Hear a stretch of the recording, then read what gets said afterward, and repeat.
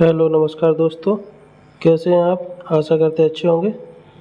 आज का motivation quote है, success is when your signature change into autograph. Success तब मानी जाएगी या आप तब सक्सेस होंगे जब आपका जो सिग्नेचर है वो ऑटोग्राफ में परिवर्तित हो जाएगा, तब आप अपने आप को सक्सेस मानिएगा। आज भी आपके लिए दोस्तों 10 क्वेश्चन करंट अफेयर के बहुत ही महत्वपूर्ण लेके आए हैं। देरी ना करते हुए चलते हैं आज की क्लास में। आज का पहला क्वेश्चन है, हाल ही में चंद्रमा के दक्षिणी ध्रुव पर सफलतापूर्वक लैंड होने वाला दुनिया का पहला अभियान कौन सा है? अभी चंद्रमा के साउथ दक्षिणी क्षेत्र पर लैंडिंग करने वाला दुनिया का पहला जो अभियान बना है वो है कौन सा? ऑप्शन है चंद्रयान 3। ये इंडिया का, भारत का मिशन है। इसको LBM 3 M4 के द्वारा भेजा गया था। इसको 14 जुलाई 2023 को लॉन्च किया गया था और अभी हाल ही में 23 अगस्त 2023 को चंद्रमा की सतह पर उतरा है। ऐसा करने वाला दुनिया का पहला देश भारत बन गया है। अभी तक कुल चंद्रमा पर 4 मिशन जा चुके हैं, जिसमें से रूस, चीन, अमेरिका और भारत, ये 4 देश जो चांद पर पहुंच चुके हैं। लेकिन साउथ पोल पर उतरने वाला भारत का पहला जो राज्य है, वो विश्व का जो पहला देश है वो भारत है। 14 जुलाई को चंद्रयान 3 को लॉन्च किया गया था। इसरो की स्थापना अभी हाल ही में जो इसरो ने इसको भेजा है, इसरो की स्थापना 15 अगस्त 1969 को हुई थी। इसका हेडक्वार्टर है इसरो का, वो बेंगलुरु में है। जो पहले हेड थे इसरो के वो विक्रम साराभाई थे और वर्तमान में जो हेड है वो एस सोमनाथ है। और जो लॉन्चिंग स्टेशन है सतीश धवन अंतरिक्ष हेलीकोटा, ये आंध्र प्रदेश में पड़ता है। यहाँ से इसको लॉन्च किया है LBM 3 को। चंद्रयान 3 इसके बारे में कुछ विशेष जानकारी है। 14 जुलाई 2023 को जो 2:35 पर भारतीय समय अनुसार 2:35 पर ये रॉकेट LBM 3 M4 द्वारा, जिसको बाहुबली रॉकेट भी कहते हैं, इसके द्वारा भेजा गया है। इसका कुल वजन है वो 3900 kg है। इसमें ऑर्बिटल चंद्रयान 2 वाले मिशन का उपयोग किया गया है। इसमें जो लैंडर और रोवर भेजा गया है, इसमें ऑर्बिटल नहीं भेजा गया है, क्योंकि ये जो ऑर्बिटल है जो अपने चंद्रयान जो 2 भेजा था उसका ऑर्बिटल अभी काम कर रहा, उसका उपयोग में लेने वाले हैं। दक्षिण ध्रुव पर लैंडिंग जो 23 अगस्त 2023 को शाम 6:04 पर हो गई। चंद्रमा पर सॉफ्ट लैंडिंग करने वाले देश हैं वो कौन कौन से हैं? अमेरिका है, भारत है, रूस है, चीन है। दक्षिणी ध्रुव पर लैंडिंग करने वाला दुनिया का एकमात्र देश है वो भारत है। क्वेश्चन नंबर 2 है, हाल ही में थाईलैंड का नया प्रधानमंत्री किसे नियुक्त किया गया है?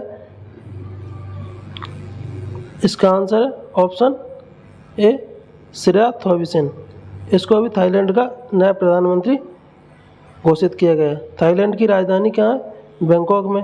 थाईलैंड को सफ़ेद हाथियों का भी शहर कहते हैं और जो भूकंप की सबसे ज़्यादा जो भूकंप आते हैं, भूकंपी धरती, ये भी थाईलैंड को कहते हैं।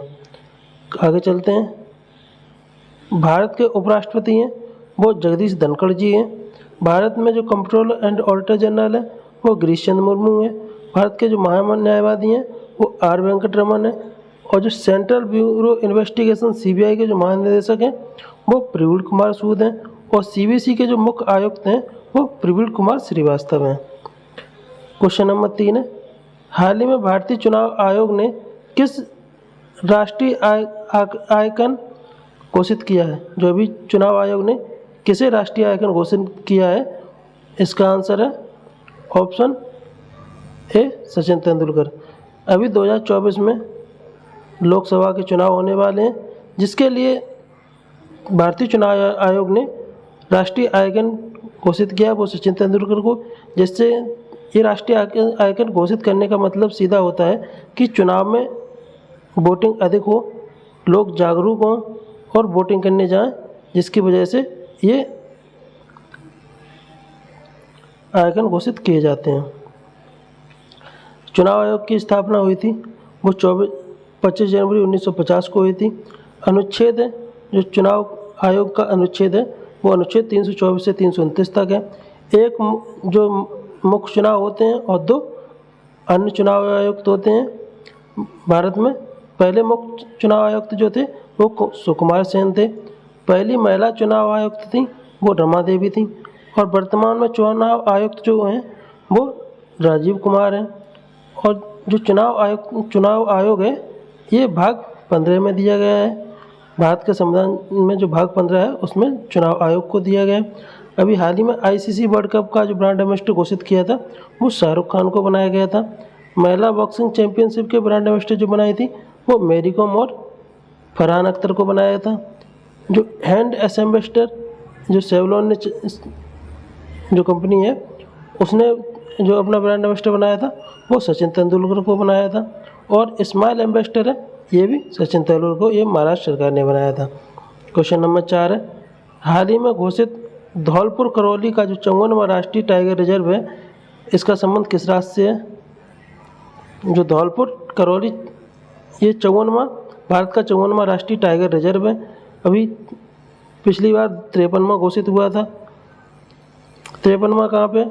ये रानीपुर टाइगर रिजर्व है 53वां, ये उत्तर प्रदेश में। और ये 54वां है ये राजस्थान में करौली टाइगर रिजर्व। 53वां टाइगर रिजर्व वो रानीपुर टाइगर रिजर्व है। और ये 52वां जो टाइगर रिजर्व है वो रामगढ़ विस्तारी टाइगर रिजर्व है। प्रोजेक्ट टाइगर 1973 से शुरू किया गया था। वर्तमान में सर्वाधिक टाइगर जो हैं वो मध्य प्रदेश में है। मध्य प्रदेश को टाइगर राज्य भी कहते हैं, टाइगर स्टेट। कुल टाइगरों की संख्या वर्तमान में वो 3067 है। जिम कारगिल नेशनल पार्क में सबसे अधिक टाइगर वर्तमान में है। राजस्थान में 19 जिले और 3 नए संभाग बनाए गए थे, जिसके बाद अब राजस्थान में 50 कुल जिले और 10 संभाग हो गए हैं। प्रबंधन प्रभावशीलता मूल्यांकन में शीर्ष स्थान पर कौन सा टाइगर रिजर्व रहा था? ये पेरियार टाइगर रिजर्व है, ये केरल में पड़ता है। 10 अगस्त को शेर दिवस मनाया जाता है और 12 अगस्त को हाथी दिवस मनाया जाता है और 12 अगस्त को ही पुरुष दिवस भी मनाया जाता है। हाथी संरक्षण जो शुरू हुआ था वो 1992 में से हुआ था। 1992 में पृथ्वी सम्मेलन भी हुआ था। हाल ही में किसी राष्ट्रीय हरित न्यायाधिकरण के अध्यक्ष पद पर नियुक्त किया गया है। अभी हाल ही में ये किसको चुना गया है हरित न्यायाधिकरण के अध्यक्ष के रूप में? Option A Adarsh Goenka, option B Chauhan Lokendra, option C Vishwas Prakash, option D Srivastava. इसका आंसर है ऑप्शन सी विश्वास प्रकाश।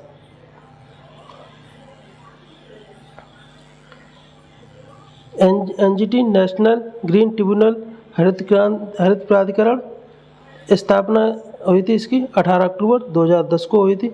इसका जो मुख्यालय है वो नई दिल्ली में एनजीटी का नेशनल ग्रीन ट्रिब्यूनल प्राधिकरण जो दिया है वो 323 ए में दिया गया और 323 बी में दिया गया है। जो संविधान संशोधन 1976 जो 42वां संविधान संशोधन हुआ था 1976 में, उसके द्वारा भाग 14 ए में ट्रिब्यूनल को जोड़ा गया था, जिसमें अनुच्छेद हैं वो 323 ए हैं और 323 बी हैं।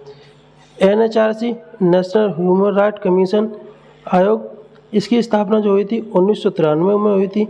ये एक वैधानिक संस्था है। इसके जो अध्यक्ष हैं वो अरुण कुमार हैं।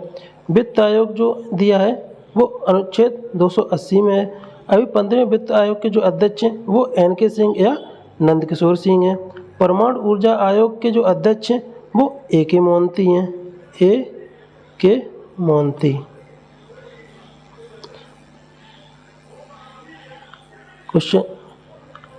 कुछ और महत्वपूर्ण स्ट्रेटजी के हैं। कोलकाता में जो 1974 में स्थापित सुप्रीम कोर्ट के पहले जो मुख्य न्यायाधीश थे वो कौन बने थे? वो एलिसा सप्रे बने थे। किस अधिनियम द्वारा भारत सचिव का पद जो सृजित किया गया था वो किस अधिनियम के द्वारा किया था? 1858 के अधिनियम द्वारा। इसके द्वारा सचिव का पद सृजित किया गया था। यह लंदन में बैठते हैं, जो सचिव हैं ये लंदन में बैठते हैं। बंगाल के जो अंतिम गवर्नर थे ये विलियम बेंटकम थे और भारत के पहले गवर्नर ये विलियम बेंटकम थे और बंगाल के अंतिम थे। पोर्टफोलियो सिस्टम किस अधिनियम के द्वारा शुरू किया गया था? 1861 के अधिनियम द्वारा शुरू किया गया था। सांप्रदायिक निर्वाचन प्रणाली का अधिनियम किससे की देन है? जो 1909 में अधिनियम हुआ था, पार्लियामेंटो सुधार। इसके द्वारा जाति के आधार पर गणना की गई थी, मतदान किया गया था। इसके लिए सांप्रदायिक आधार पर हुआ था 1909 पार्लियामेंटो सुधार। प्रांत में द्वैध शासन की शुरुआत किस अधिनियम से हुई? जो 1919 का अधिनियम है, इसके द्वारा प्रांत में द्वैध शासन लागू कर दिया। राज्य से हटा के ये प्रांत में कर दिया है। अधिनियम इसका नाम था मॉन्टेग्यू चेम्सफोर्ड अधिनियम। आरबीआई की स्थापना हुई थी, ये एंगल्टन आयोग की सिफारिश पर हुई 1934 में। 1934 का यह अधिनियम था और 1 अप्रैल 1935 को इसकी स्थापना हुई थी। इसके जो पहले गवर्नर थे आरबीआई के, ऑस्बोर्न स्मिथ थे। क्रिप्स मिशन के समय जो वायसराय थे वो लिनलिथगो थे। और 1942 में जो कैबिनेट मिशन की सदस्यता में जो सदस्यों की संख्या थी वो 3 थी। और 9 अगस्त 1942 को भारत छोड़ो आंदोलन शुरू किया गया था। क्वेश्चन नंबर 6, हाल ही में दास व्यापार की स्मृति के लिए अंतर्राष्ट्रीय दिवस कब मनाया गया है? ये जो दास व्यापार है इसकी स्मृति के लिए अंतर्राष्ट्रीय दिवस मनाया गया है। ये कब मनाया गया है? ऑप्शन सी, अगस्त में मनाया गया है। आइए अगस्त में जितने भी अभी तक महत्वपूर्ण दिवस हुए हैं उनको सभी को एक बार में देख लेते हैं।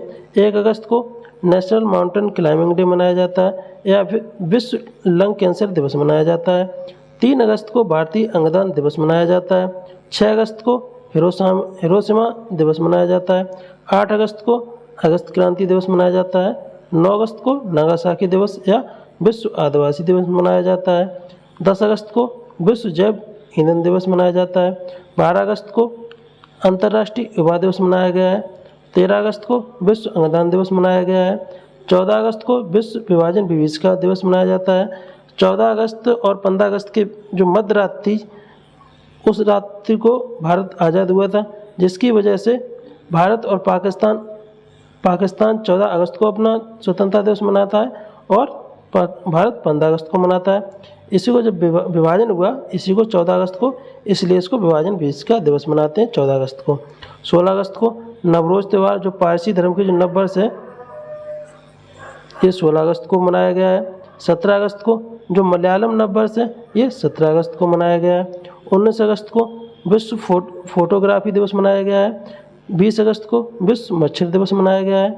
21 अगस्त को आतंकवाद से पीड़ित के लिए अंतर्राष्ट्रीय दिवस मनाया गया है। और 22 अगस्त को जो धर्म या विश्वास के आधार पर हिंसा के कृत्यों से पीड़ित जो व्यक्ति हैं उनकी याद में ये अंतर्राष्ट्रीय दिवस मनाया जाता है।